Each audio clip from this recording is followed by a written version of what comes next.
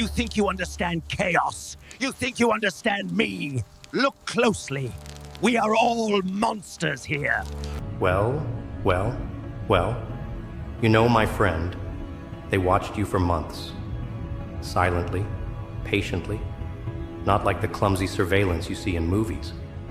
No, this was surgical, clean, cold. They mapped your behavior patterns, your searches, your sleepless nights, the way you stopped responding to distractions, the way you moved differently, like someone who doesn't care for the circus anymore. And then, something clicked. You stopped fitting in. You stopped feeding the algorithm. You became an anomaly in a system built to predict chaos. See, the world doesn't fear destruction. It fears unpredictability. And you were no longer predictable. You started doing strange things. You read books till your eyes burned. You deleted the apps that sedated your mind. You stopped reacting to their bait. They gave you dopamine traps, likes, reels, swipes, stories. And you walked past them like they were corpses on the street. You weren't supposed to do that. You were supposed to scroll, supposed to laugh, supposed to obey the rhythm. But you didn't. You broke the rhythm. And that's when you made it onto the list. The CIA didn't say it out loud, but the signal was clear. You're a potential threat. Not because you carry a weapon, not because you post cryptic messages, but because you stopped being a slave, because you became aware. You saw the strings, and worse, you stopped dancing. You see, in a world full of noise, silence is violence. When a man no longer craves approval, when his eyes stop flickering for validation, when his mind becomes still like a predator before the kill, that's when the agencies pay attention. Because someone who isn't distracted is dangerous. Someone who thinks is dangerous. Someone who questions is radioactive. They called it behavioral deviation. What it really means is you remembered who you were before they put their fingers in your brain. They trained you since childhood. Slowly, sugar in your cereal, heroes on your screen, noise in your ears. They gave you a routine: school, job, taxes, screen, sleep, repeat. They taught you how to chase shadows. But then, you stopped chasing. You stood still. You looked at the system. And instead of clapping, you asked why. And that is when the alert went out. A human being, fully awake, is a glitch in their matrix. Someone who doesn't fear being alone. Someone who doesn't beg for entertainment. Someone who stares into the silence and doesn't flinch. That kind of person is too wild to predict, too raw to be packaged, too real to be sold. They've been watching your screen time. It dropped. Your consumption slowed. Your mind began creating instead of consuming. You weren't scrolling anymore. You were studying. You weren't buying anymore. You were building. Your thoughts no longer followed the script. You questioned trends. You challenged dogmas. You asked why weakness was normalized and why mediocrity was being celebrated. And when you didn't laugh along with the crowd, they flagged you. Because obedience is the true currency of this age. Not money, not status, but obedience, silent submission. The moment you become unpredictable, even slightly, you become suspicious. You weren't supposed to get this far. You weren't supposed to break through. And yet here you are. You walked past the dopamine cages, past the clickbait, past the influencers peddling emptiness. You didn't look for shortcuts. You looked for war.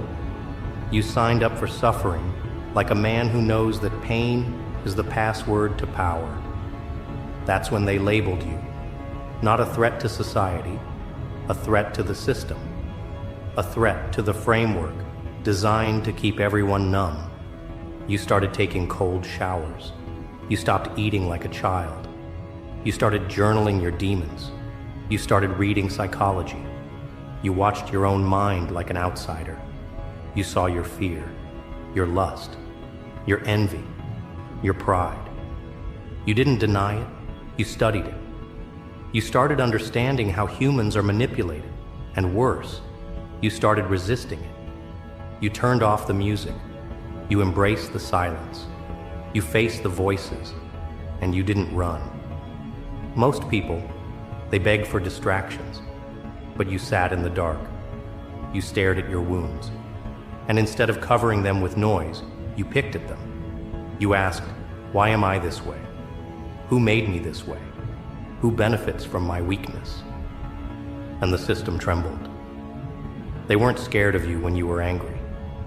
They were scared of you when you became focused, calm, cold, intentional. Because anger is noisy, it's predictable. But clarity is lethal. You started waking up early, sleeping less, complaining less, eating cleaner, moving with purpose. Your phone became a tool, not a toy. Your room became a sanctuary, not a trash bin. You spoke less, observed more. And when people mocked your discipline, you didn't flinch. You had become sovereign. That word alone, sovereignty, is banned in subtle ways. They want you addicted, confused, seeking something, always needing, never still, never whole. But now, you had nothing to prove. You weren't looking for love in pixels. You weren't chasing meaning in memes. You were building something ancient, something forbidden, self-control. And in that moment, when the machine couldn't guess your next move, they knew you were becoming free. Freedom is a crime in a world built on control. You weren't raging, you weren't rioting, you were simply detaching from the games, from the fake goals, from the virtual cages. They saw you unsubscribing, logging out, pulling away, and they labeled you with one word: threat. You started seeking truth, not trends, depth, not dopamine. You walked into the discomfort. You shut the noise. You embraced the loneliness like a crown. You didn't chase women. You chased mastery. You didn't look for motivation. You built momentum. You became a storm, but not the kind that destroys buildings, the kind that awakens minds. You started to realize the truth, the ugly, twisted truth, that most people are living inside scripts they didn't write, desires they didn't choose, opinions they didn't test, lives they didn't build. But you weren't most people anymore. You looked at the mirror and didn't see a reflection. You saw a question. And that's when it all changed. The notifications stopped. The world felt quieter. But you knew it wasn't peace. It was observation. They weren't ignoring you. They were studying you. Because when a man becomes silent, but his eyes grow sharper, they know he's building something. Not an empire, a revolution. And the terrifying part? It starts inside his own mind. But revolutions don't go unnoticed forever. Not in a world where even your heartbeat is data. So when you start moving against the grain, not loudly, not violently, but with quiet precision, you trigger something deeper, something older. You step into a war you never declared. A war not fought with bullets, but beliefs. Not with blood, but programming. And you? You've entered the battlefield without armor, because no one told you it was war. But look around. Everything is weaponized. Language, pleasure, comfort, even kindness. What looks harmless is often the most lethal, because they don't kill you with violence anymore. They kill you with convenience, Every smooth surface you touch, every tap, every notification, every artificial smile. It's not just a distraction, it's a muzzle. They tried to make you forget. Not just facts, but instincts.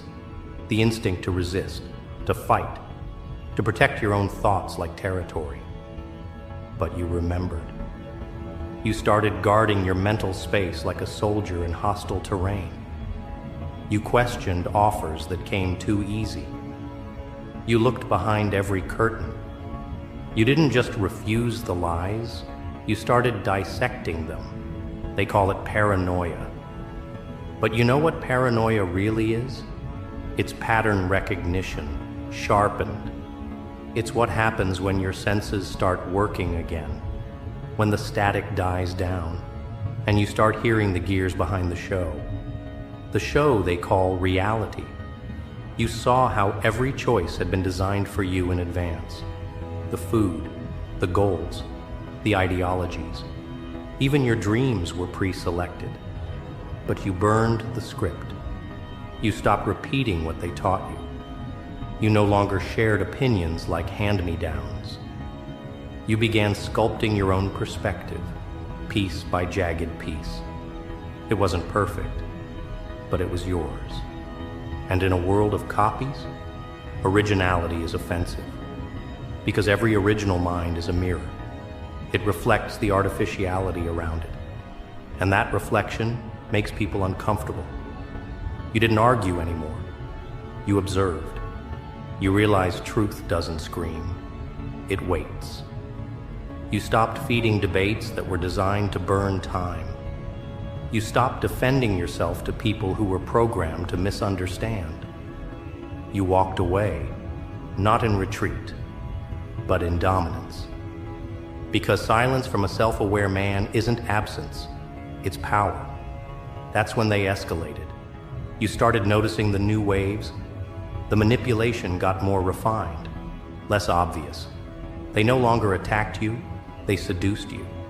With luxury, with validation, with voices that pretended to empower you while caging your thinking.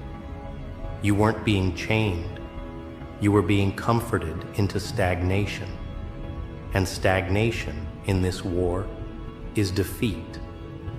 But you stayed moving. You trained your body not just for strength, but for rebellion. Every push-up was defiance. Every fast was a rejection of dependence. Every controlled breath was you reclaiming authority over the machine you live inside. You didn't pursue aesthetics. You pursued function, precision, utility. You weren't building a body for mirrors. You were building a weapon for life. The transformation wasn't external. It was molecular. The kind of change that alters the rhythm of your presence. People sensed it. They couldn't explain it. They just started reacting differently. Some kept distance. Others got irritated. The system wants you likable, not formidable. You were becoming the latter. And the world, even those close to you, started flinching at your evolution. You weren't easy to digest anymore. That's what happens when a man starts living on principle instead of impulse. You stop negotiating your values for acceptance. You stopped sugarcoating your words for fragile egos. You stood tall in rooms where conformity was the price of entry. And when you refused to bow, they didn't confront you. They tried to ignore you. Because your existence was loud enough. But they couldn't ignore you forever.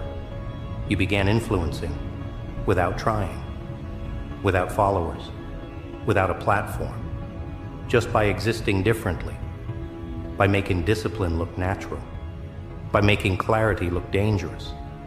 You didn't inspire with words, you infected with presence. You carried truth like a virus. And those still plugged into the system felt it like a fever they couldn't name. So the system responded, not with force, with overload. They sent more content, more distractions, more trends. They flooded your space with meaningless options, not to convert you, but to exhaust you. They know that most revolutions die, not by opposition, but by fatigue. But you had trained for this. You had built stamina, not just of the body, but of the mind. You had learned how to protect your attention, like currency, how to retreat into silence without feeling lost. You weren't escaping, you were reloading, strategizing, watching the patterns shift, waiting for the next blind spot to appear. And then it did. You saw how fear was being repackaged, how guilt was weaponized into virtue, how shame became a leash. You saw it in movements, in slogans, in artificially loud compassion. You saw how division was manufactured, how people were turned against each other with different flavors of the same poison. You didn't pick sides. You didn't chant. You studied the source of the chaos. And once again, they couldn't classify you. Because nothing scares a controlled system more than someone who doesn't play the game. You weren't driven by rage. You were driven by design. You weren't seeking destruction. You were building an alternative blueprint, slowly, patiently, one decision at a time. Your life became your statement, not loud, not branded, just real. And in this illusion factory, reality is radioactive. You started finding others, not many, just a few. Men and women who carried that same strange energy, who had cut through the noise, who didn't fit, who didn't scroll, who didn't speak unless it mattered. You didn't form a tribe. You formed a signal, a quiet resistance, not with slogans, but standards, not with promises, but with presence. And slowly, something terrifying happened. You began imagining a world outside their design. Not utopia, not fantasy, just a world where truth wasn't filtered, where strength wasn't demonized, where attention wasn't farmed, where humans weren't data points, but conscious agents. And that vision, even unspoken, was the most dangerous act of all. Because every regime fears imagination. You didn't need to protest. You didn't need to destroy. You just needed to exist, day after day, without becoming one of them, without bending, without being absorbed. Your resistance was spiritual, existential. It wasn't loud, it was deliberate. And that was enough to trigger their next move. They'll send people now, not with badges, with smiles, with ideas, with trends, with curated words that feel like truth. They'll invite you to soften, to come back, to share, to belong. But what they're really offering is anesthesia. Because consciousness, raw, unfiltered consciousness, hurts in their world. You've made it too far. You've built too much momentum to stop now. But understand this. The next phase is colder, quieter. You'll face yourself in darker mirrors. You'll walk through mazes built from your own desires. This isn't about the system anymore. This is about whether you can lead yourself without applause, whether you can walk alone without resentment, whether you can stay awake when no one's watching, because that's the final test. And it's already begun. You'll feel it soon, not as fear, but friction, subtle, internal, a restlessness that isn't from fatigue, but from evolution. The kind of pressure that doesn't crush, it carves. And in that carving, you'll be asked a question no machine can understand, no algorithm can answer. Who are you when nothing is left to fight but yourself? When the enemy no longer wears a uniform, but hides inside your thoughts, disguised as hesitation, as comfort, as the silent whisper that tells you to wait. Just a little longer. This is where most disappear, not by defeat, but by delay. Because the final trap isn't resistance, it's stillness. A subtle, soft death that feels like peace, but eats you from within. This is the crucible where illusions are stripped bare. You'll come face to face with the parts of you that once protected you, the need to be liked, the urge to stay safe, the hunger for recognition. They served you once, but now they must die. Not with violence, but with choice. You'll have to choose again and again to let go of what no longer belongs in your future. That's the quiet agony of becoming more, sacrificing versions of yourself that you once called home. You start to see that freedom isn't just the absence of chains. It's the discipline to walk past open doors without stepping in. Every desire is a test, every temptation a mirror, not of what you want, but of what still controls you. The world will still try to offer you shortcuts, rewards, applause. But once you've seen what they're made of, you can't pretend anymore. You can't unsee the strings behind the stage. So you detach, not in bitterness, but in clarity. You stop chasing echoes. You stop responding to noise. You start moving with purpose, even when the path disappears. Because now, you navigate by internal compass, a code that doesn't bend, even when everything around you does. That code becomes your anchor, not to hold you down, but to keep you upright when the storm gets louder. And it will. The storm always returns, not as chaos, but in subtler forms. You'll feel it in your relationships, in the tension between who you were and who you're becoming. You'll feel the weight of your own silence, the echo of your own solitude. But you'll also feel something else, an unfamiliar stillness, the kind that doesn't beg for distraction, the kind that doesn't need escape. That's the beginning of power. Not power over others, but over yourself. You'll notice you speak less, but your words carry more weight.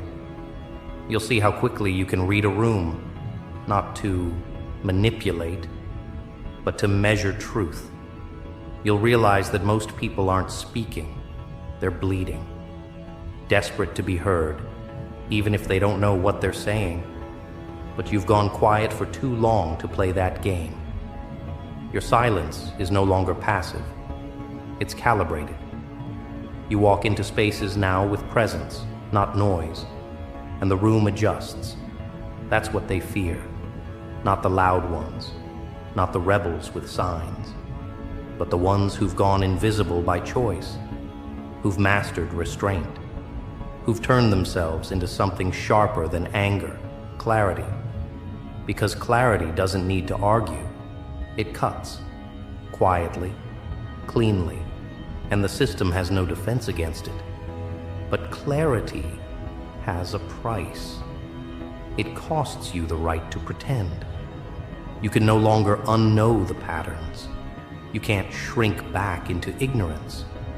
You can't join the crowd without feeling the weight of your own betrayal. You become allergic to mediocrity. You lose the ability to tolerate shallow conversations, empty rituals, synthetic emotion. And in that rejection, you become a foreign entity. You weren't meant to blend in. You weren't built for consensus.